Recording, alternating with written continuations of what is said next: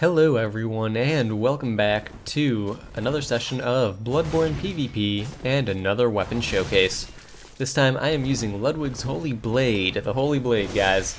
Now this is a weapon that is very common, one that we've all probably seen a lot and have been killed by a lot, and possibly even two-shot by it. I know that I have been two-shot by it, so I mean that's my experience against this weapon. But I can't imagine that I'm alone in having that happen. So, yeah. Now, this weapon, guys, it's very powerful, as you guys probably know. So, let's get started with it. The Holy Blade requires 16 strength and 12 skill in order to wield. It has a B scaling in strength, a B scaling in skill, and an A scaling in arcane. Its physical base damage is 200, and for me, like usual, with average blood gems in my weapon, I have an attack rating of 620.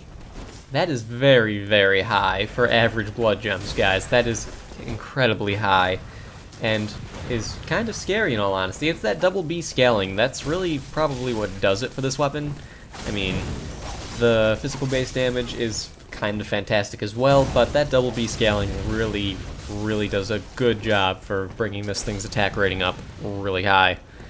It's also very good on arcane builds due to that A scaling in arcane, so there's that as well. Now, this weapon, in the first form, it's got an identical moveset to the Kirkhammer, so it shares all of the same pros that the Kirkhammer has, and actually does not have a con that the Kirkhammer has. So I'll get into that in a minute, but let's start off with listing the pros. Now, the pros for this weapon in the first form, its R1 attacks in the first form are medium speed sweeping R1. They're just little slashes, you know, it's no big deal, it's nothing special.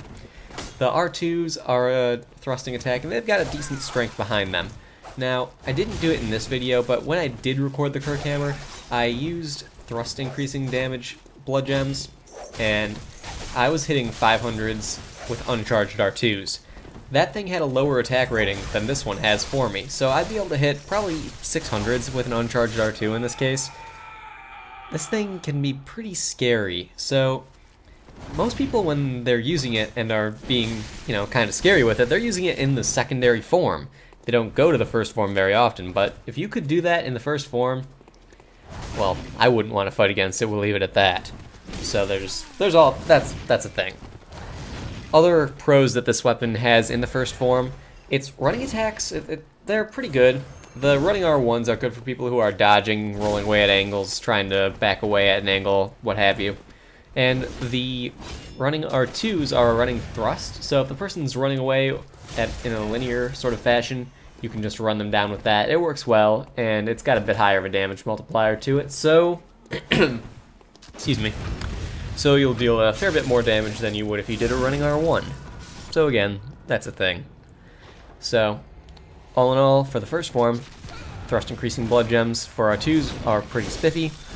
It's got an identical moveset to the Kirkhammer, and it's good for running people down and for a little bit of R1 spamminess. The charged R2 has a 1.2 times damage multiplier, 1.0 times uncharged, but the high attack rating makes up for it, and the lack of damage in the first form is something that I listed as a con for the Kirkhammer. This weapon doesn't have that because its attack rating is so high. So that's that. Now the secondary form. This is the form where most people use it and are kind of terrifying with it. This is the form where I've been two-shot by it numerous times. So the secondary form rather, it's got very wide slashing R1s, and when you're playing unlocked, those are great for catching people who try to roll around you. They might dodge your first one, but then you unlock, you swing towards where they dodge to, and you've got a very high chance of hitting them with that second one, because chances are they're going to be trying to hit you after they dodge. And this weapon actually has a fair bit of hyper armor in this second form, so you'll probably be able to just hyper armor right through their attack just fine, and most of the time it will work out well for you and not for your opponent. In addition to that, it's got a very damaging thrusting R2 attack with a pancake follow-up, so you can bait people into the pancake, and that works really well. You can just go for your charged R2, which has a 2.2 times damage multiplier, by the way, so if you hit someone with that, it's gonna hurt. But if you miss, oh well, they'll probably come in afterwards, and you can follow up your charged R2 and get them with the follow-up pancake for a 1.56 times damage multiplier hit, that will deal pretty significant damage still. So that's that. Now, other than that, this weapon in its secondary form has those L2 overhead slashes, and they're okay. They're not the greatest things ever.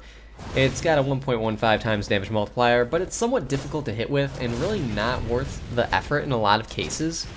One thing though that this weapon does have that I personally have been trying to use a lot, I believe it's backstep R2? It's either the backstep R2 or the backstep R1. I'm drawing a blank on which one it is.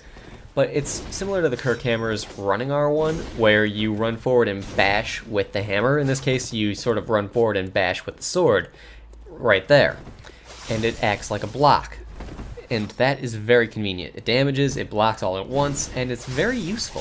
So that's something I've been trying to implement a bit more often. It's a bit difficult for me to honestly remember, okay, I have to backstep and I can't do a little back dash. It's something to work on for me personally. But it's a really useful attack that the weapon has, and I'd recommend keeping it in mind. So that's really all I've got for the weapon. I already sort of went over the baits that you've got with this weapon. You can miss the charged R2 on purpose, hit with a follow-up pancake, miss an R1 on purpose, unlock and hit them when they try and do a dash attack in, so on and so forth. One that I didn't mention was you do an uncharged R2, and if your opponent dodges backwards, follow it up with a jump attack. That works really well and is pretty satisfying to land a hit with. Cons of the weapon, real quick. First form, I would say that there's really not much of anything. The damage is pretty great and the speed is decent as well. In the secondary form though, your speed can be a bit slow, but it comes with the territory of using such a large weapon. So that's all I've got. Anyway guys, I hope you enjoyed this video, found it helpful in one way or another. Please like, subscribe, and if you want to support the channel further than that, go ahead and check out the Patreon down below. So thanks for watching, and I will see you all next time.